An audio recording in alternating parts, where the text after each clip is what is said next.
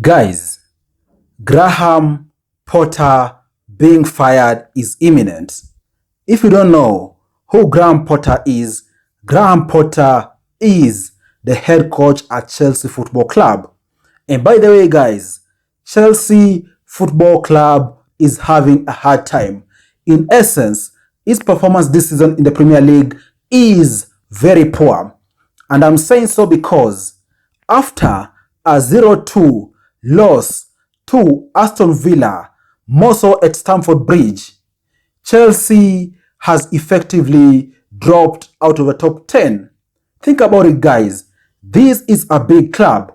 We're talking about the season almost coming to its tail end, and Chelsea has dropped out of the top 10. And it's very clear this season it won't finish in the top 4. It won't finish in the top 7. This already tells you business is bad for Chelsea next season. More so because it's going to lose on the big monies. It's going to lose on sporting agreements out there. It's going to lose on promotions, endorsements, you name it. All these because of leadership challenge.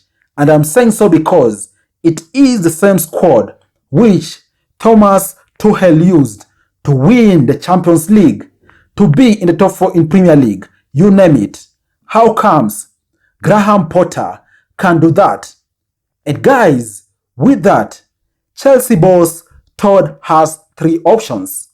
Of course, his favorite option has always been to keep Graham Potter at Chelsea and give him time to prove himself, give him time to build a squad, you name it. But I think so far he has proved he can't really do that. He can't really turn Chelsea to the beast they are, right? And with that, Chelsea boss has 3 options. Option number 1, to continue keeping Potter and lose players and fans altogether. And I'm saying so because just this season, players have been suffering a big deal.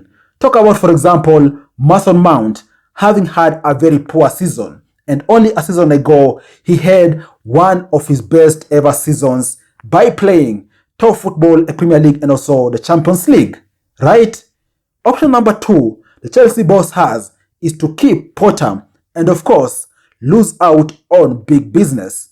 And option number 3, which I think is a no-brainer, is for him to fire Graham Potter and, of course, gain the trust of fans, take Chelsea back to where it belongs, get business, and make Chelsea proud again. What do you all think? What do you think the Chelsea boss is gonna do? Share your thoughts down below in the comment section. Thanks a lot for watching. Look for share with you other insights that affect our lives and business at large next time. Cheers, and you all take care.